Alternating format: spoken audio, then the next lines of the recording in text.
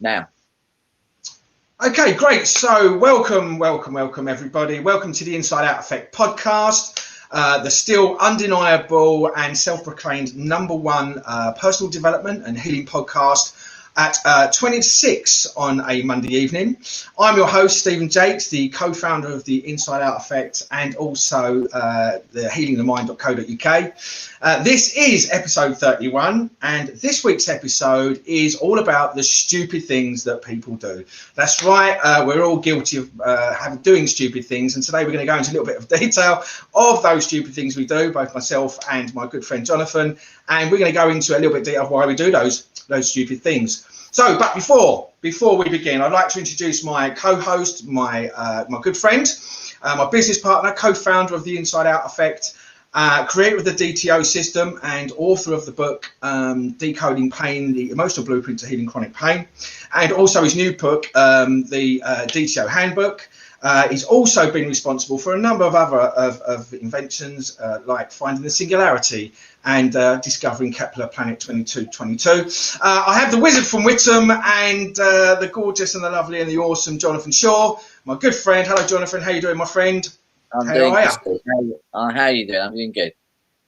Good, great. So today we decided to do a podcast on the stupid things that people do. And so, I thought, we'll do something a little bit light-hearted this week because, generally we're quite serious about what it is that we do, even though we try and put a bit of a spin on it, but a little bit more of a humorous and less formal podcast. So, so let's ask you, how have you been, mate? And what's been going on with you? And how's life treating you? And, talk to us a little bit more. Tell us how you've been. Yeah, I've been good. Yeah, just been really busy. Still working on the book. There was a few I got the second hard copy through. Very excited, but there's a few little glitches in it I need to work on. So we need to change a couple of bits. And I'm also working on the membership area for it as well. So people can have the audio version and the PDF download.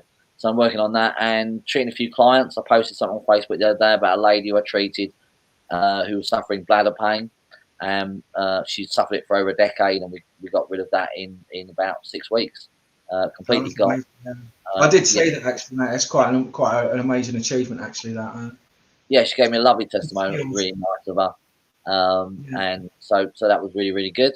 And again, I've treated one of your friends actually with his shoulder pain, and I met him around yours, and yes, massive stabbing shoulder pain through his shoulder socket. And his exact words, I think, was like a poker stabbing through his socket. And he'd been to the doctor, and the doctor told him it was rotator cuff, and the physio gave him exercises for rotator cuff, which just made it worse, which it would do because it wasn't rotator cuff. So I think I was in your kitchen. I felt him for 5 minutes. That sounds wrong, doesn't it? I felt his shoulder for 5 minutes and established what it was, and then he came to see me, and literally in one session, I took away all of that pain in his shoulder. We now have to rehabilitate him because he had it for a year. So his shoulder's lost strength and he's got damage to the muscles. But that wasn't causing the actual severe shooting pain. I think anyone needs rehabilitating if you've been touching them up in my kitchen. I think that's pretty, that's pretty traumatic for most people, I would imagine. I would say that pretty much is. I would say that is a very traumatic experience for people. No, he come to me, and he's been struggling with it for ages. And we talk about the stupid things that people do. He's been doing these exercises for God knows how long, and they're not getting any better. And I said to him, "Well, it's not working, is it? You need to change what it is you're doing." So when I mentioned you and told you, what you can do, he was obviously open to that because he was in a lot of pain, a lot of discomfort. He wasn't sleeping. And so anyway, you've done your magic, and it's really great because I've seen him since then, and that's made a massive difference in his life. I see him quite regularly for stuff that's been going on for him, which I'm switching off and improving his life and making his life better. But has a massive improvement. Just that alone has increased his experience of life by 50%. He feels like he's got his life back, because he's been really struggling. And so I'm really happy for him, and I'm really pleased. I know he's had it for a year. Yeah, people don't realise how debilitating pain is until you actually have pain. People don't know how debilitating, how depressing pain can be. It's not something you can't see pain. It's not like you can see a broken leg. You can't. you can't see pain. So because of that, everyone thinks you're fine, and when you tell them you're in pain, they don't really understand. And if you've had it for a long time, it just gets you down and down and down and down and down, and you just feel worse and worse. And it often feels like there's no end to it, because often the people you're seeing aren't getting you better. They're not helping you. They're not making a difference to you. And you're doing what you're told to do, often like he was doing his exercises, but they just made it worse. I can agree with it. I went through that with my back. Yeah. I mean, I couldn't move. I couldn't really move. And I would be like in supermarkets, and I'd go to lean over and get a tin of beans, and I'd end up shouting obscenities. I'd be like, "Oh my God!" And then people would just look at me in the aisles. I'm like, "Oh, I'm really, really sorry. It's my back." And they'd think I'm some nutcase, someone, like just shouting and screaming these random things. But the pain was so intense that I couldn't. When it hit, that was the reaction. But I went through that for almost 2 years, and I was having lots of different treatments by lots of different people, and in the end, I had to have surgery. But obviously, we've spoken about it before. And after I met you and spoke to you, all of that surgery could have been avoided. But no, I'm now rehabilitated from that. So I know what it's like to be debilitated from that pain. It was awful. I wouldn't wish it on anybody. No, pain is chronic pain like that is dreadful, and to live with that for any period of time is horrible. So I would wish that on anybody. Which is why I do what I do, to get people out of pain. So, but anyway, how are you been? You've been good?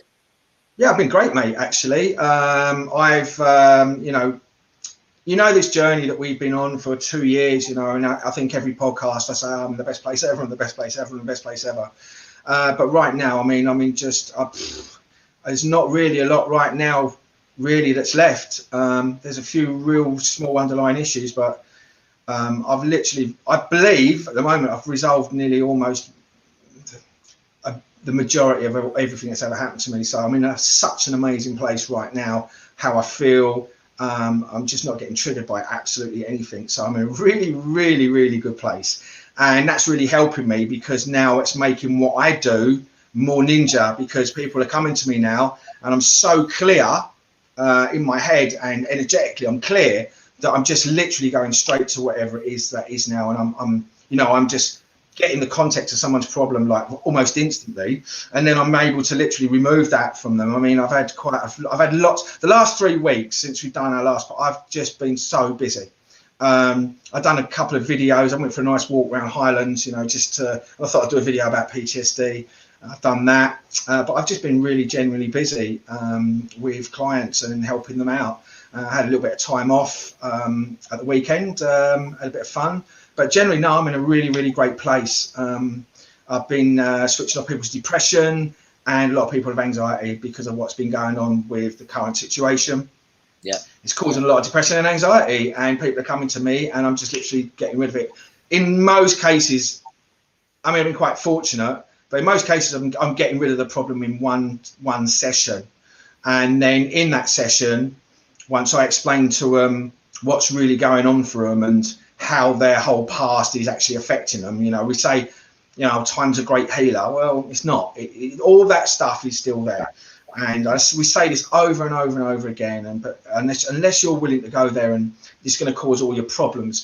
But once they obviously come to me and I explain what's going on for them, and I get rid of that thing, their brain, their mind, automatically goes, oh my God, if that's what's true, then I can go back and get rid of that and get rid of that and get rid of that and get rid of that. So I've had a lot of people now that are now coming to me for booking in for quite a number of sessions with me to go back and clean up their past and clean up their energy and get some, because once it's gone, you're healed from it. It's like I say, it's permanent and it's gone, and you've never got that issue ever again. And people don't understand it's all those issues that create all your problems now. So if you are getting problems now and you have got stuff running now, it's because of all the past stuff. So you need to go back to that past stuff. Once you get rid of that, then the stuff now goes, and then you're not creating new stuff. So, but anyway, so I've had a really, really busy 3 weeks, to be quite honest. And I've just had loads of successes, loads of stuff. I could talk about it all day, but so it's been great. So I've been really busy, and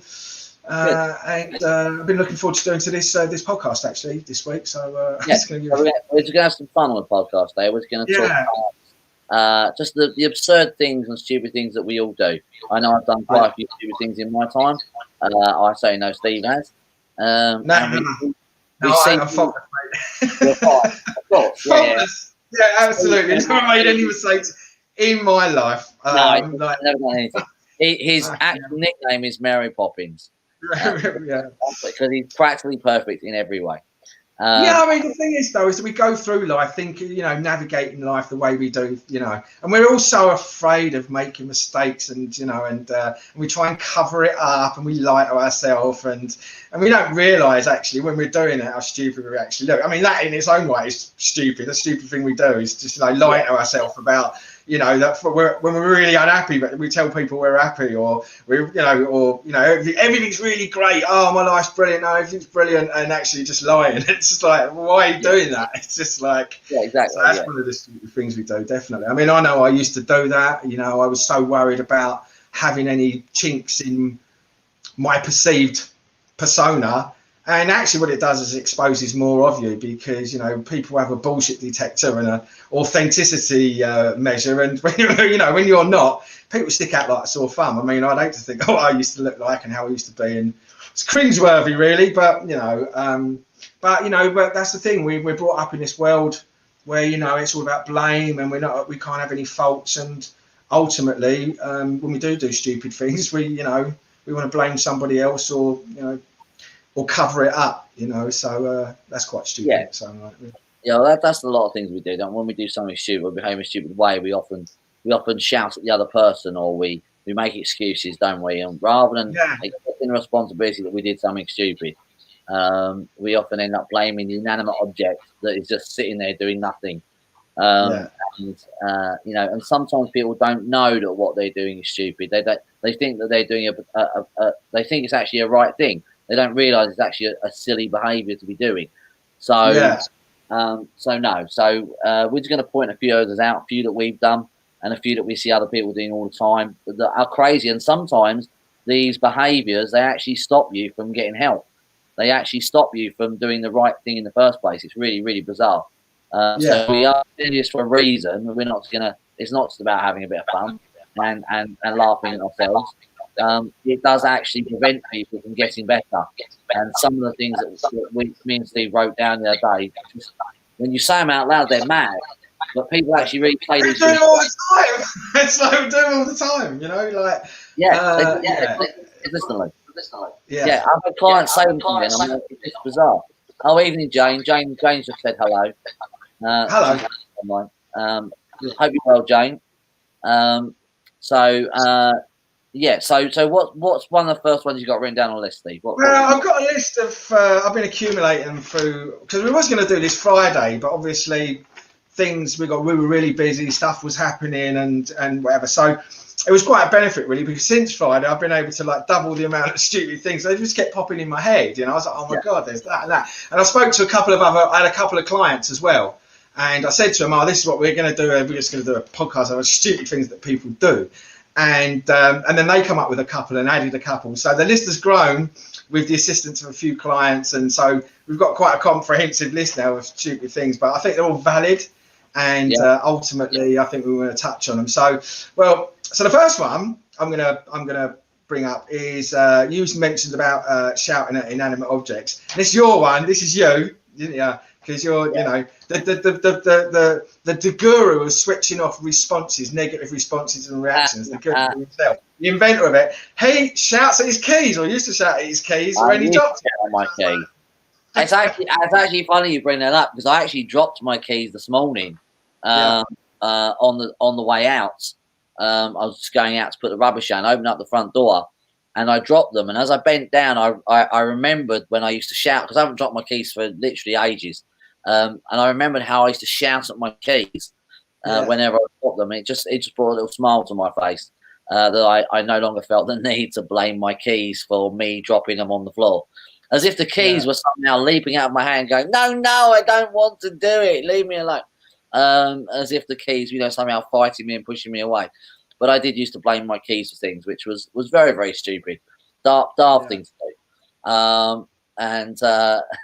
I used to do the same thing. So when I would be washing up or I'd be, chopping some vegetables and I'd drop a knife or something. I went to back in the day, you know, when I wasn't this placid and I used to be mental. I would ever go right fizzy fit over like dropping a knife, or you know, it was just like everything goes wrong for me. It's like, you know what I mean? Or so I sort of get it really. I shouted knives and spoons and other random objects because it made me feel good. Because you know, it's like I suppose it's a way. It's not like you think it's sort of some insult to your abilities or your skills, or you know, I shouldn't be doing this. You know, it's like you take it personally. You don't want to blame. You don't want to blame yourself, so you end up just blaming the inanimate object, which is always. I mean, what would people think if they saw me drop my keys? I mean, they're going to judge me. It's like, go on the defence. Yeah, we get very defensive about things like that. Like, and we've learned that over time. I mean, I know I learned that from my dad, so I know that's what I was. Anytime my dad would do something wrong, he would always blame the tool he was using or the other person. He would never go, "Oh, you know what? I made a mistake. You know, oh, I got that wrong. Oh, I've messed up." I don't remember him ever doing that once. Do you know what? It's funny because my dad's the same. My dad was the same. I learned it from my dad. Yeah. From my dad, it's everything. So everything. Anything was always out. Everything outside there. It was this, it's that, it's this. You know. So, and you know, and this is the thing when I talk about the development of the human brain between the ages of 1 and 7, and you know, and then we're in a state of hypnosis and we just copy and mimic our environment, and then that's how we learn stuff. So if you got dad like that, you know, there's no surprise that you spend your whole life doing that because you've just learned that as a response. It's not actually who you really are and actually your real response. It's actually just a learned behaviour which you picked up generally between those early years, which I know I talk about that in the video, you know, and I give it to people before they come, but the problem is because it's a learned response, it's a natural behaviour, and we don't actually ever question it or think that that's wrong. We just do it, and it's an instinctive behaviour. But that can actually all be removed and switched off, as you know, because it's just learned. It is just learned, and we can unlearn all that stuff. We can switch all that stuff off. But yeah, my dad was like that too. Yeah, and that so if any of these resonate with anybody, if you do these and you don't want to, just remember what we said. It is your unconscious, and you did learn it. You're not really being stupid. It's okay. It's your unconscious, and you've learned it from somewhere. So just relax in case anyone gets triggered. Most of them are fairly silly, but there are a few of them. And silly ones, you know, they're kind of okay. But me and my keys, that actually really affected me because then I beat myself up about having a go at the keys. So because I knew that was stupid. Because of what I do for a living, I knew that me blaming the keys was stupid. So I made it worse. Yeah. Because I would just get angry at myself, going, "Why am I blaming my keys?" Whereas now I'm angry at the keys and me. So it was just, I'm angry at two things that I shouldn't really be angry about because all I literally did was drop my keys. And the irony about that is that I think I've mentioned it before that if you get angry and upset about something, the more it'll make you do it. So I used to drop my keys constantly. I would always drop them, and every time I get angry. But when I stopped getting angry, I remember I dropped them one more time, and then again I haven't dropped them until literally this morning. So again, that for me, it was just a weird paradox that we all get into. But if anything, it's okay. The thing is it's okay to do things like that and make mistakes. Yeah. We somehow seem to think that it's some like, you know, black mark on our character, or that we're that we're not running at 100%. And those little things is like, oh my god, it's just it's actually mental when you think about it that we actually do that, because it's okay to do stupid things and make mistakes and be okay about it. But we are generally pretty hard on ourselves, and you beat yourself up about it. So Well, it's because we're taught that failure is not a good thing, isn't it? We're taught that failing and getting things wrong. We're taught that from school as well. We're taught that we're not allowed to get things wrong. We're not allowed to make mistakes. And if we do make a mistake, we get punished. Often get punished for it. And we're not allowed to fail. Even though the only way to really succeed in life is to fail first, because the only way you learn is through failure. I was watching. There's no such thing as failure. You either got it right or you learned something new. That's right. And so I was listening to someone on YouTube the other day, and they said something I've not actually heard before. They said that they've always learned through failure. They've never learned anything through success. Success doesn't teach you anything. You just move on to the next thing. But with failure, you're always learning. So, and I sort of resonated with me. I was like, oh, that's actually quite true. You don't really learn anything from success. You only learn from your mistakes. So that's why I've come so far in life, mate, because I've made so many. That's like failed everywhere. Yeah. So, I got there in the end, though. You know, I got there in the end. Well, everyone gets, as long as you get there in the end, then that's okay. Yeah. There's no real thing as success or fail. I mean, success is only really based on what you perceive as success. Yeah, it's perception. It's only based on what someone perceives as successful. So, you know, it was John Lennon who was asked when he was 5 years old what he wanted to be when he was older, and he said happy. And the teachers said he didn't understand the question, and he said they didn't understand life. Good answer. So, and that was when he was 5 years old. So most people, they don't really understand the definition of success. I've always really thought that success was whether you're happy or not. And as long as you're happy, it makes no difference whether you do the things that people think makes you successful, or whether you're just happy within yourself. I've always believed that was the key, to be happy within yourself, which is kind of what DTO is about anyway. So yeah, it is, yeah. So that makes the majority of people unsuccessful, even though they probably think they're successful, because they've probably got all the stuff they want, but they're pretty much not very happy. Because most people aren't happy; they're grumpy, they're miserable, and you know, happiness is. Sadly, that is true at the moment, but hopefully that will change soon. Yeah, absolutely. But at the moment, but yeah, so. Okay. Yeah, cool. So you were talking about stupid things that people say, and especially in therapy. And one of the things that we was talking about the other day, and I've heard this a number of times, and that is when people say, well, I need to work out my problems before I come and see you. Yeah, that's it. I know. Yeah, I've heard this so many times. Hang on. Yeah. You need to work out your problems before you come and see us. I mean, that doesn't make any sense. Surely that's our job to work out your problems, isn't it? Yeah. That is supposed to be our job, but for some reason, some people they think they've got to understand their problem before they come and see us. They've got to know why they got the problem before they come and see us. And I'm like, that makes no sense. You don't have a leak in your pipes and go, you know what? I just need to understand why the leak's there before I call the plumber. You never do that. That never ever happens. You never start bleeding all of a sudden, and you don't sit there and someone says you really must call an ambulance. You go, no. I just need to understand why I'm bleeding first. Give me a second before you call the ambulance. Nobody ever does that. But with therapy, that's what they say. Someone actually said that. They said it to me a few weeks back. I was actually seeing them for a consult, and they said that I said, "Why did you wait? Why did you wait so long to seek someone out?" And they said, "Well, I wanted to understand what was wrong first." And I laughed. I laughed right in front of him and I told him why. It was just a silly response. But a lot of people do say that. It's very funny. Yeah, exactly. Well, that sort of ties in with some other ones. So another one is that we were speaking about as well, is that you need to lose weight before you go to the gym. Yeah, that's it. I need to lose weight before I go to the gym. What? Yeah. I've got a few friends who are personal trainers or fitness experts, and they've had that. They say that people say that to them. I'm just gonna lose a bit more weight before I come and see you. No. That's the idea of going to in the first place. Stupid. Yeah, exactly. I mean, it's a mental response. I don't know where. It's really daft because surely in that scenario, that is the most obvious one. I mean, you could let off the people who say to us, "I want to understand it first," because they could be thinking, "Well, I need to know what's wrong before I can tell the other person." But with weight loss, surely the point of that is to go to the expert who knows. Yep. Not absolutely. It's mental.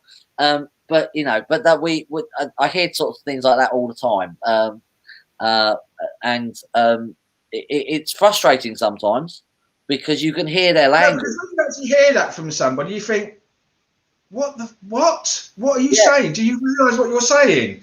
And they're all well, no, I mean, I'm really serious, mate. I mean, I think I'm definitely going to join up, but I need to lose a bit of weight before and they're dead serious. You're looking at them thinking, you're mental. You're like, what?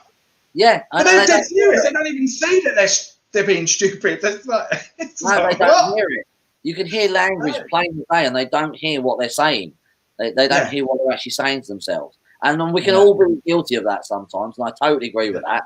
But in that case, that is insane. And it sounds insane. I mean, I had a client stands out in my mind, and it was a little bit frustrating at the time. But it's funny when I think back to it. As a client came to see me, and he had severe pain in his back, and he did 4 sessions with me, and he couldn't work because of the pain, so he wasn't making any money, and he couldn't go out. He couldn't even he couldn't even sit upright. He couldn't sit bolt upright. It was too painful, and been like this for years. And doctors weren't helping, so he got referred to me. And in 4 sessions, we reduced his pain by 50% and got him sitting bolt upright, so he could sit upright, he could walk around, he could actually do things, and he was 50% pain reduced. So that's great because, obviously what I do when I work with pain, I say to people after 4 sessions, you should be anywhere between 30 to 50% better, so it's working, and then you continue until it goes, because pain doesn't always go straight away, but you need to know that it's working first. That's your first step, because most people, not just pain, but whatever problem they've got, they've tried so many things and it doesn't work. So the first step with me is always to make sure it's working. So we reduced his pain by 50%, and I said to him, right, so now we need to do another 4 sessions. And he texted me saying, oh, I'm sorry, I can't do any more sessions because I'm redoing the bathroom. And I was like, so wait a minute, let me get it straight.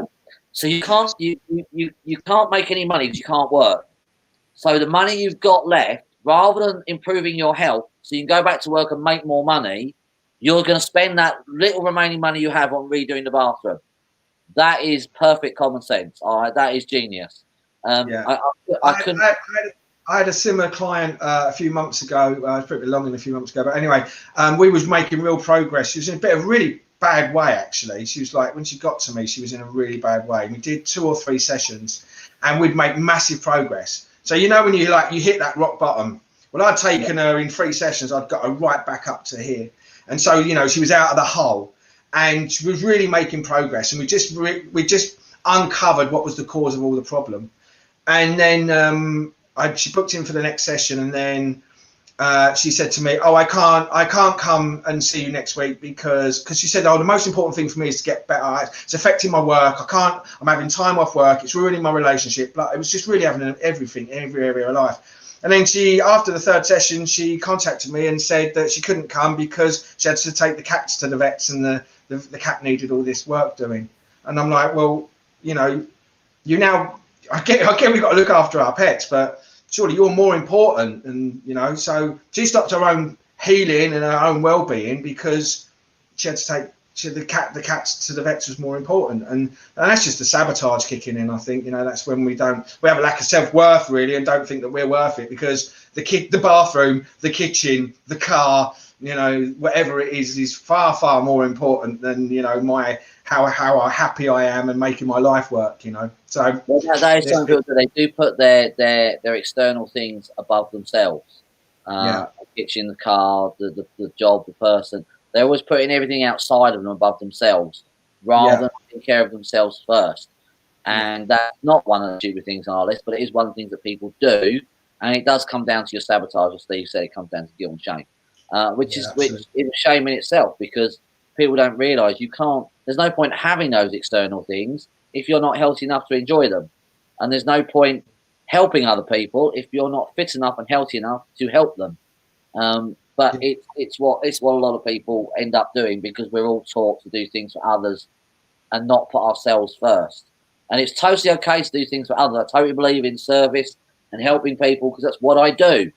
But I certainly don't put it above my own health and wellness, because if I did, I'd be useless to people. In fact, I used to when I first started, and it caused me a few problems, because I would try and treat people even if I wasn't well or healthy, and that doesn't work when you're a therapist. You can't. If you're not well, due to a cold or anything, or flu, not a cold, but well, there's no such thing as colds anymore, mate. No, they've all gone, haven't they? It's only there's no such thing as colds, and there's no such thing as flus. No, that's so right. You might want to reframe that or rephrase that and actually get with the program, and you might want to hurry up and get. You don't want that coming back, mate. You need to isolate 14 days. Yeah. But apart from that, so no. So I learned from doing that. That's not good. And a lot of people still do. They still put others before themselves, and they think that putting themselves first is selfish, and they're being selfless.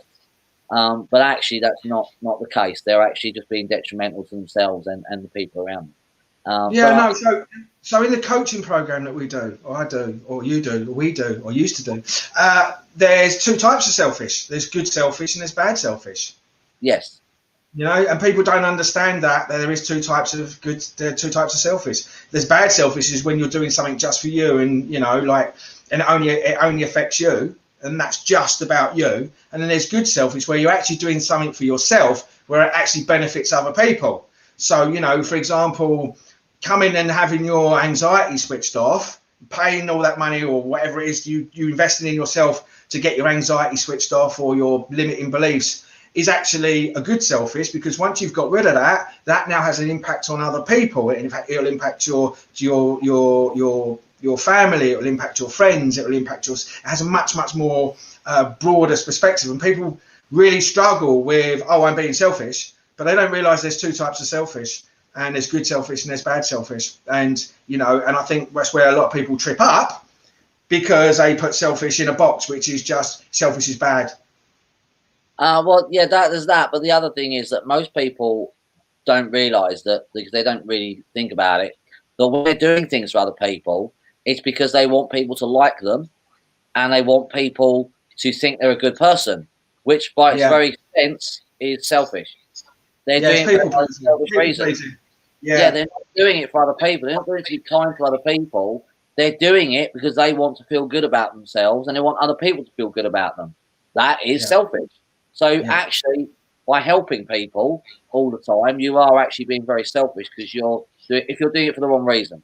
If you're doing it because you've got the time and you want to help that person and you can help that person, that's fantastic. Help as many people as possible. Totally up for that. But if you're doing it because you want to look like you're a good person, or you want people to believe you're a good person, that's not a reason to do that. Yeah, it's bad intention. Wrong intention, absolutely. Yeah. So let's move on. So the other one, which ties in with the last couple, was I was speaking to a friend of mine who owns a yoga studio, or used to own a yoga studio, yoga instructor, who comes and sees me, and she said, one of the things that people tell her, one of the excuses that people use of her is, oh no, that sounds great, but I think I need to be more flexible before I do yoga. So, I know, yeah. Yeah, I need to be more flexible before I do yoga. More flexible, yes, yeah. And I've heard that as well. It's like, people say, really? Because I'll say to people, I'll give people exercise in my clinic, stretching exercises, and they'll go, well, I'm not very flexible. I mean, well, that's the point of the stretching exercises. The point of them is to get you more flexible. And then people will say to me, well, I've never been really flexible. Well, no, that's because you don't do any stretching exercises. That has nothing to do with anything. They use that as an excuse. They'll say that, I've never been flexible. What's that mean? That's like saying, well, I've never driven a car. Well, I mean, because you've never got in a car. I mean, that's not the same thing. That's not a reason why. That's not a so people say it to me all the time when I give them exercise. I'm like, seriously, what are you doing? But yes, that's very common. People think they have to have done something before they go and learn how to do the thing they think they need to. It's bizarre. So yeah, it must be very frustrating for her, bless her. Yes, I think. Well, she's not doing it. She's doing other stuff now. But when she told me that, I was like, that's just spot on, really. That's just like ties with all the other stupid things that we do. I mean, me, I'm going to tell you what I do, and I still do it now, right? Guilty on this one is. So what happens is, I'm going to go out, right? I'm going to go to the supermarket, or I'm going to go in the town, whatever I'm going to do. I'm leaving the house. And I think, right, lock the door. So I go in, lock the door, right? And then I think, all right, and I'm just going to go and get my bag, and then get my hat, and then my jacket, or I go upstairs, have a quick loo or whatever, and I think get myself organised before I go out. And I think, right, okay, well, I'm going to go. Then I'll go up and I'll check the back door again, make sure it's locked. And then I'm going to fuck around, get me phone, put everything ready. And then I get to the front door, and I'll shut the front door, and I lock the front door, and I go, oh, did I lock the back door? So I open the front door, go in, check the back door, come back. So I look, and then sometimes, because I'm not really thinking about what I'm doing, I'm like, I know I've checked the back door. I know I've done that. but I better check it anyway, just in case, right? So I'm going to check the back door 3 times. And on a few occasions, I've actually I've got halfway up the road, and I'm like, oh, did I lock the front door or did I lock the back door? And I'm actually, it's got in my head so much, I'm like, shit, no, I can't. I have to turn around, drive back, come in, open the door, go to the back door, check it. I knew I'd locked it. What am I doing? Come back in, lock the front door. So, and I don't know how many times I do that. Sometimes time you've driven back at the back door, was it ever open? Only I think twice in about 9 million times. Like, yeah. I mean, when you've been here and we're going out for a Chinese, and I'm saying, hang on, mate, check the back door. I know you've checked it multiple times. Jane says she's guilty of that as well. She's guilty of doing that as well. I've done it as well. Not quite to the extent you've done it, but I'm guilty of it as well. I have done that. No, I'm going to point out a stupid thing you do. So on Friday, I come to your house. Yeah. Friday, we went for lunch. So you live in like in an apartment block. Yeah. And then you go up, and then so you've got one entrance in, and then you go up the stairs, and all the different apartments are all isolated, right? What you did is you wasn't leaving the building, and you still locked the front door. And I'm like, what are you doing? You ain't even leaving. You went, no, gotta lock the front door. No, I mean, like, I'm like, what? No, there's only me and you in the building, and you've locked the front. You're literally gonna walk down a couple of set of stairs, say cheerio. I'm gonna give you the pass for the car park back, and then you're gonna go back up and go in. So. What are you expecting? Are you expecting the neighbours to be hiding behind the door going, hang on, lads, he's gone, quick, run across and go in your house and then clean you out and get out before you've gone down one flight of stairs and back up again? I know. What's all that about, John? That is definitely from my dad. My dad used to, if I didn't lock something, my dad would always say, oh, you must make sure you lock everything up. Make sure you lock the car when you leave it. He was always very hot on me locking things. And so now it's just an automatic habit that wherever I go, I lock things up. And you're right, it is silly. I used to have to do it when I was doing shows and things. But no, it is very silly because, like you said, I'm checking the back door 4 times before I go out. Well, it's not a lot better. I mean, I didn't even leave the building, did I? As you said, I didn't leave. No. I went downstairs. That was it. So it's not really. I know. It wasn't necessary. What are you looking at the door for? Right? You're not even leaving the building. I've got to lock the door. I think it's quite an old person thing to do. No offense to any old people there, but it's certainly it's not. It's my dad was that sort of thing, but I remember him drumming it into me constantly. Lock the door. Lock the door. So a couple of other things that have come up. Obviously, the things I think most people will do commonly, and I used to do it a lot. I don't anymore. But that is when you're watching a TV program and you shout at the TV. Oh yes, yeah, we all do that one, don't we? Especially like people who watch football. They go, oh, referee. It's like, mate, it's a TV, it's a screen. I've got to be honest. I was doing that last night. Me and Emma, we were watching The Fall, which is a show on one of the stations, and it's a really good, gripping drama. But I'm sitting there at some point going, "What'd you do that for, you muppet?" Yeah, as if you can hear me. As if it's a real thing and it's not actors playing a part. I'm just going, what do you do that for? You would never do that. I was doing it last night. I just come back to me as you said that. It's such a daft thing to do. But you get so engrossed sometimes. Like, don't do it. My dad's the worst. I don't, I stop going around there now when he's watching the football because it drives me mental. It's like, he's like, pointing, look, what's going on? Referee. I'm like, Dad, he can't hear. And he's going into one. And I don't know what my dad thinks. But I don't know if my dad thinks all of a sudden the game's going to stop. And all of a sudden the referee's going to go, hang on a minute, lads. Look down the camera and go, Mr. Jakes, can you just confirm, was that the right decision? Have I made, I just don't get it. I just don't get it. They can't just watch it and enjoy it. They've got to react and respond all the time negatively to stuff. And I just think you're mental. It's stupid behaviour. When you think about it, it's stupid behaviour. I don't know. But we make it okay. We make it okay. Well, it's normal, isn't it? It's like everyone does it, don't they? It's like, no. Well, yeah, weirdo. That sort of thing is kind of funny. It's not really affecting your life. And a lot of things we're talking about. But there are things that we do that are stupid. And it's just funny. I just thought of something that my girlfriend does.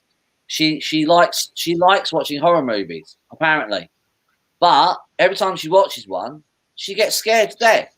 She jumps out of her skin. Someone could literally just creep up behind her, go boo, and she would literally out of her skin. But she says she likes these things. Now I'm not a horror movie person.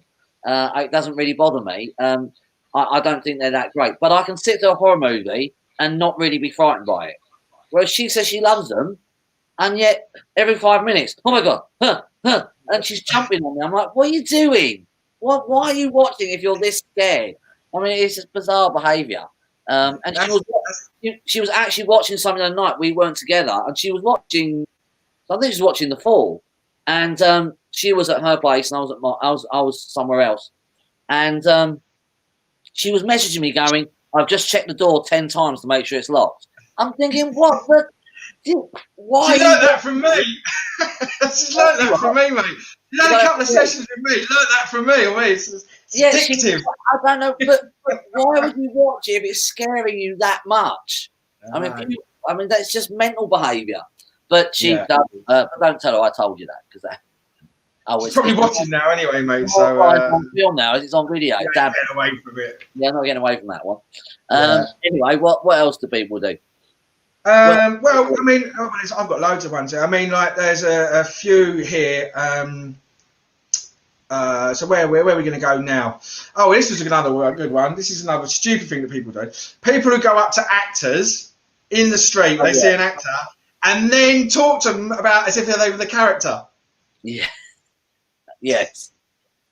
I've never done that one. I'm not that daft. No, but people do. People do that. I know that they do that. I know that they do that. Yeah, but this is the problem with the TV. That this is how the TV gets people, because they really believe it's real. This is my whole problem with the news. Now, I've got one down here. Watching the news and taking the information that they give you, never questioning it. No. Never questioning it. Never ever going and saying, hang on, is what you just said there real? Is it true? Is that really what I'm experiencing when I go out my front door? Or are you just telling me shit that you want me to believe? And not to, so that sort of goes in with that, but the TVs are terrible for that. But yeah, people who go up to actors and then talk to them or treat them like they're their character. I mean, there's been people that, I mean, there was some while ago, there was some EastEnders actor that was getting harassed because of the way they treated another character in the program. And I was going mental, like, it was like, these people are like, that's scary. Insane. I would have said it's stupid. That's more scary rather than stupid. It's more scary. Scary stupid. Yeah. I remember watching a Friends episode where a woman came in, and because the character Joey was also an actor on TV in Friends, if you watch it, so he played this role, this Dr. Drake Ramore, this evil character, and not evil character, it's good character, sorry. And this woman really thought he was Dr. Drake Ramore in real life. She couldn't work out that he wasn't Dr. Drake Ramore in the program. It was a character, and I just thought that's an over exaggeration of what people do. But based on what you just said, clearly people actually do that. I mean, you've only got to look at how powerful the TV is to subliminally hypnotise and brainwash people, because you've only got to look what's going on in the world right now. Yeah. Oh, I know. Yeah. You've only got to look at the way that people are acting, behaving. They haven't experienced it. They have not experienced it in their life. They literally will watch that TV, and that's absolutely real. 100%. It's just, they don't question it. They won't ever look into anything. They just don't. They just give this authority to the TV that it's like God, and whatever comes out of it is because they've got this belief that they'd never be lied to and they're never going to be misled. And this comes back to, there's a couple of others attached to this, especially when it comes to politicians. They lie out of their arse, every single one of them, for the history of ever, telling you what they're going to do if you vote for them. When they get in there, they never do it. And then they come on TV and tell you something, and you go, oh my God, and then you believe it. But they've consistently lied to you for ever and ever. But then all of a sudden, there's a crisis, and then you believe it. I mean, I'm like, that's just absolutely insane.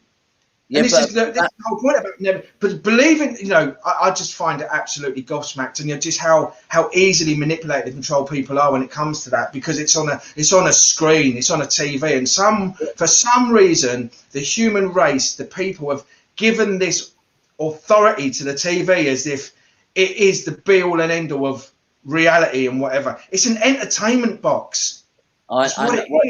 It comes down to two problems. One, they're believing people who consistently lie to them. Yes. So why would you believe someone who consistently lies to you? And you're also believing someone where their actions don't match their words. Yes. This is part of the reason why we don't trust people, because they'll say something, then they'll do something different. So their actions don't match their words. So that's why we don't trust people. There's a politician in America, and I'm not going to name who he is, but he is very in the forefront at the moment.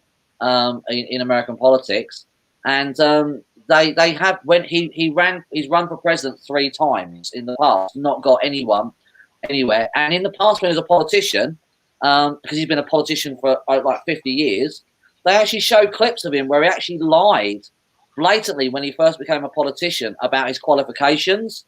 Yes, about being at law. I've seen that. About being a law student, how he got certification. He was in the top 100. He was in the top 150 of his class, and he got all. And blatant lie. They found out as a blatant lie, and he also lied because he gave all these speeches which he nicked from Neil Kinnock and multiple other people, and he actually said on camera they were his own, and they had to retract it when they found out that he just blatantly ripped apart this whole speech from these other politicians or other people. And one of them wasn't even a politician he ripped it from, I think. It was somewhere else. And probably out of some movie.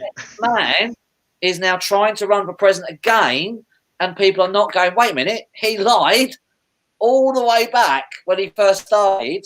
Why would we believe him? Why would anyone believe anyone who does that? But they do. They've either forgotten or they just don't, or they weren't there. It's because it's on a TV screen, mate. This is the problem. The TV screen, for some reason, they can lie and lie and lie and give you misinformation and then tell you absolutely anything. Whilst you're sitting there staring at that screen, because you have an emotional response to it, you believe it's true, and everything that's ever gone before that now goes into, doesn't matter anymore. Doesn't matter anymore. Yeah. I've forgotten all that stuff. And that's why right now society is the way it is, because of the people's inability to discern information that they have on the screen. But anyway, I don't want to go into that too much, but get a bit serious now. But that's that's the stupid thing that people do. Just believing what they're told. Literally believing what they're told. They don't realise that they're listening to someone who's lied to them consistently over time, and that is a stupid thing. So I think we've got time for one more stupid thing that people do. Go for a good one. What's one more we've got on the list? Okay, well, we've got.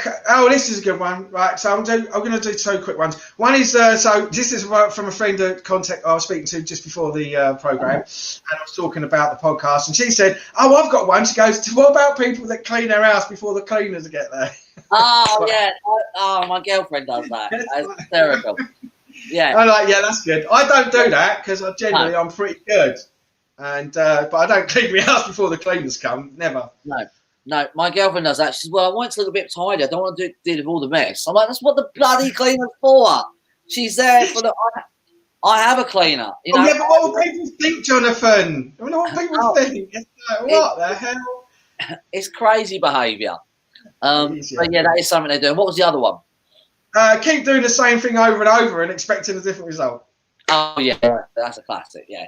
Keep going to the gym or having a diet and they're still not losing weight, or keep doing the meditation when they're not getting any mentally better or their anxiety is not going down, or they keep taking the pills and going back to the doctor when it's actually not helping them. And get extra ones to deal with all the all the side effects. Them ones haven't worked. We need to put you on a higher dose, obviously. Yeah, that's right. And they keep going back even though the symptoms get no better. And very quickly, I'll just tell you. I've been on these tablets 10 years. They've been doing that. They are good. Yeah. Oh, yeah.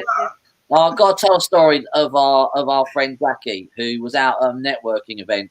I believe, I don't know exactly where it was. And there was this guy, and she was talking to him. And she's a natural therapist, does NLP and homeopathy and stuff like that, bits and pieces. And he was saying that he'd never go and see someone like her. And so she looked at him and said, "Oh, okay, so you must be, you had quite a few problems." So she said, "Well, you must be feeling really good then." And he went, "What do you mean?" She said, "Well, you're going to doctors and taking all these pills. You must be feeling great." And he went, well, actually, no, I feel worse." And she went, "Oh, okay." So he said, "Well, if you came to see someone like me and we made you worse, would you come back to us?" And he went, "No." She said, "Oh, so why are you doing that?" And you saw the penny drop. She said she saw the penny drop in his head, what he was doing. He was doing the same thing over again. He was moaning about natural therapists, but the doctors weren't helping him. Yeah. And we see it all the time. Yeah, they do all the time. "Oh, yeah, natural therapy won't work." But medicine's not working. What are you doing? You're still fucking ill. But anyway, so she then saw him 2 weeks later and said, "How are you doing? How are you?" And he didn't remember the conversation. He blanked it. He didn't even remember what was said and was just carry on doing what he did before, which was just like, is the most mental thing. People don't realize that is what they carry on with the medication or the exercises, and it's not working, but they'll keep going back to the doctor. They'll keep going back, believing they know what they're talking about, even though they're not getting any better. And people actually said to me, the doctor knows best. Always go and see your GP. Always go and see your GP. They say to me, "Oh, that natural therapy." They say it to me, "Oh, I don't believe in what you do." I'm like, "But you're still in pain. So why would you believe in someone who tells you what they tell you keeps you stuck in pain?" It makes no sense. I can't get my head around it. I'll tell you another quick one as well. Is people another stupid thing that people do is knowing you've got a problem and doing nothing about it. Yes. Yeah, again, just living with it, just coping with it, just sitting there going, "Oh, no, I've got a problem. I'll post something on Facebook. I'll do a meme. I'll do a meme about anxiety or depression and say, 'Oh, I've got it,' but do nothing about it." Yeah, I'll lose sleep over it. Be fine. Yeah, right. Yeah. I know people do that all the time. It's crazy what we do, and if anyone's watching, we are taking the piss out of ourselves as well. We have. Me and Steve have done most of these. I haven't done the acting, but everything else, apart from the getting help, I do. If I got a problem, I do get help, or I fix it myself. In fact, I've just started having sessions with Steve. Yes, how good is that? On a couple of things that I need help with.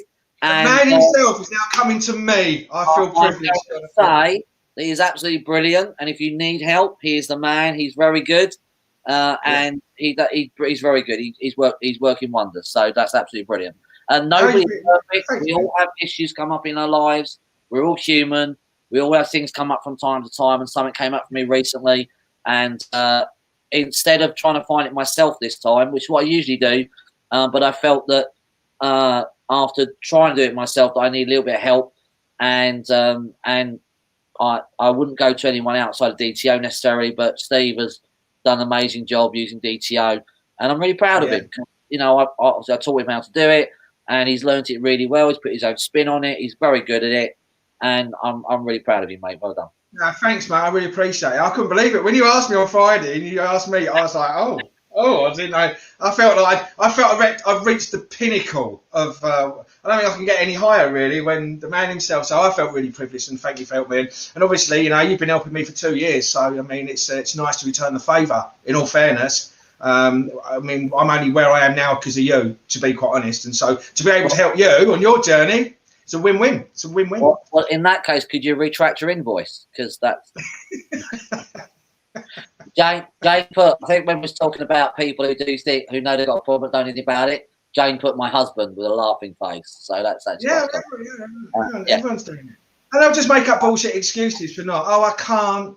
Oh, I can't do it. I can't be.